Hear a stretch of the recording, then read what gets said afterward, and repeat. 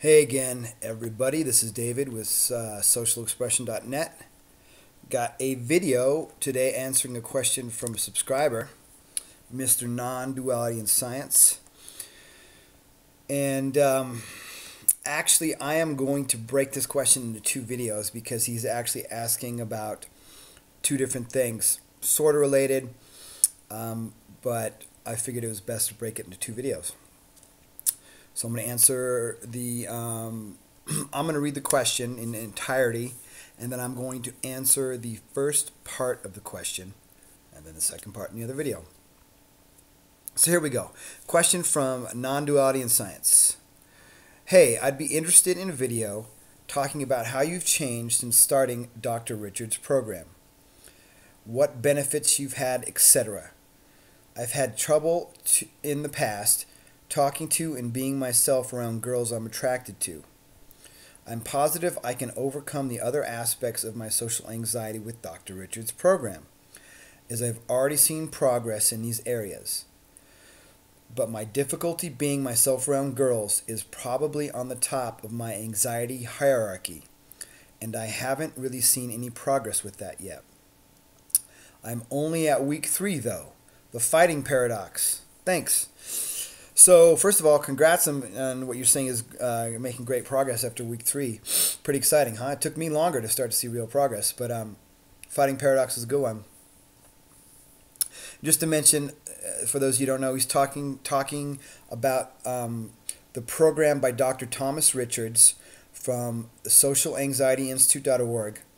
It's called Overcoming Social Anxiety Step by Step. It is what cured me of almost all my social anxiety.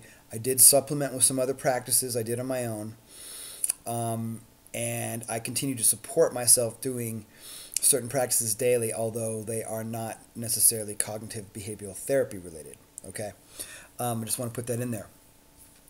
Another thing he's talking about is anxiety hierarchy. For those of you who don't know, I haven't done CBT. It's where you take baby steps in things up a hierarchy of exposing yourself to more and more social situations of greater and greater difficulty. So if you have a problem going to the mailbox, that would be on the more of a at the bottom of hierarchy, versus going out and meeting people by yourself at night, starting conversations, making friends, which is the level I'm at. That would be much higher on the hierarchy. And then there's steps in between, going to the store, meetings at work, giving presentations, so on and so forth. And it's going to be different for other people, for different people hierarchies, where those grade on hierarchies. Anyways, so I'm just going to answer the part about how I've changed and what benefits I've had with the Dr. Richards Overcoming Social Anxiety Step-by-Step program. Video skip.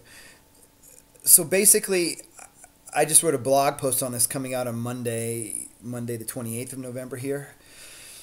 Is, what is social anxiety disorder, and how do you know you have it? And instead of just doing a post like everybody on, oh, this is what it is, I did put a little bit of what it is from the psychological standpoint, but I also put in my experience of how I found it and what it was for me.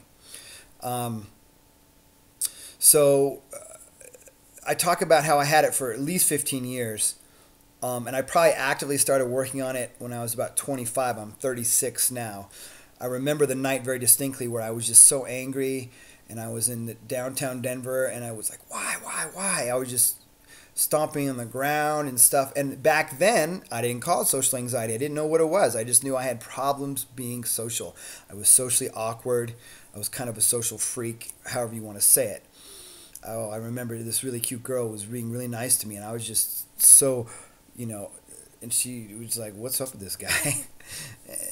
And so anyways, I made some progress over the years, but it's like it was a very graded, slow graded process. So if you want to say my 15 years started here, and then when I found the Dr. Richards program, it was like an exponential leap.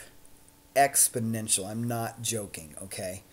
And the reason I say exponential is I was only doing behavioral stuff. I didn't know about the cognitive side, which is that's the majority of what you do when you do the Overcoming Social Anxiety Step-by-Step program is at home, doing the work where it's safe, starting to become aware of your negative thinking, your automatic negative thinking, starting to take a look at it, starting to notice throughout your day how it comes up.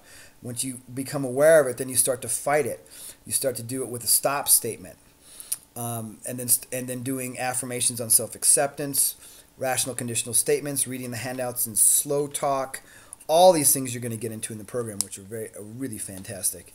Dr. Richards is a genius in my eyes because he helped me so much.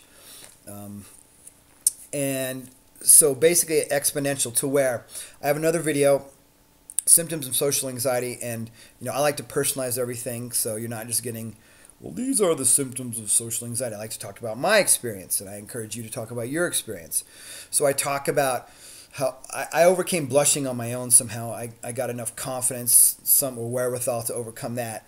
But I even blushed probably up till 7 years ago. And then after I realized I did it so much, I was like, I got to stop this shit. It's just not working for me. So I got over that. However, internally, I would always be really uncomfortable with things. And so basically doing the program fixed so much of the bad beliefs and self-acceptance to where beyond social anxiety my life is way better, and I'm able to have more control over other things as well, and creating things I want in my life much easier, and putting myself out there more in so many other ways. Like I'm starting to offer free coaching to help people with social anxiety. I put that on my site today. I'm pretty excited about that. It's almost like a different life, my friend. And to whoever's watching this, it's because I'm sorry, more symptoms. Driving down the road when I would stop. Somebody mentioned this the other day. I think it was on Twitter. I just joined Twitter and created an account. They said when someone's honking, you think they're honking at you and you've done something wrong. Holy shit! I still thought that up to 5-6 months ago. And basically, the Exponential was 15 years. Let's call it 15 years and 6 months, and then 4.5 months. The Exponential went using Dr. Richard's program and supplementing with some other practices. Because one thing he does mention is getting a cognitive behavioral therapy group for social anxiety, which is very, very difficult to find. If somebody has severe social anxiety, I would even recommend going to Arizona, where Dr. Richards holds these groups and taking care of it. I didn't have to do that because I'd been working on it for years already, but I still had substantial enough of anxiety to where I wasn't consistent with my behavior, still freezing out, still having a lot of struggle in social situations. And now it's like, it's pretty crazy how different it is that I can go out and meet people, make friends, meet women, whatever. We'll get to the women part in the next video. So, watch my video on the symptoms too. I talk about the symptoms that I had, and I was getting over a lot of those at the time. I'm a singer and songwriter, but I would only want to sing when I was on stage. And when people asked me just casually, I'd be really, really nervous and stuff. Just singing in the car, trying to act right wherever you are. Am I acting right? Am I acting cool? Are people looking at me? Am I funny? Do I got toilet paper sticking out my pants? Do I got toilet paper on my shoe?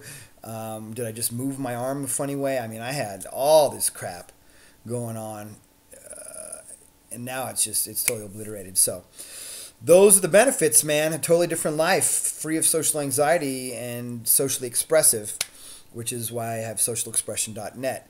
And that's what I'm trying to help people do, is not just overcome it, but become socially expressive, become more expressive in who they are, when they're by themselves or with people they're really intimate with, to being that person anywhere and not being afraid to be who they are and share their passions and share their life. So that's the first part. Answer this question. And as always, leave comments and feedback, both guys and girls. The next part is going to be for guys, but I would love to hear what women think too, about talking to someone you're attracted to. And check out my blog, socialexpression.net. I'm trying to write more on it. And you can contact me also directly through socialexpression.net, the contact page. I'm not going to put my email up here because of spammers.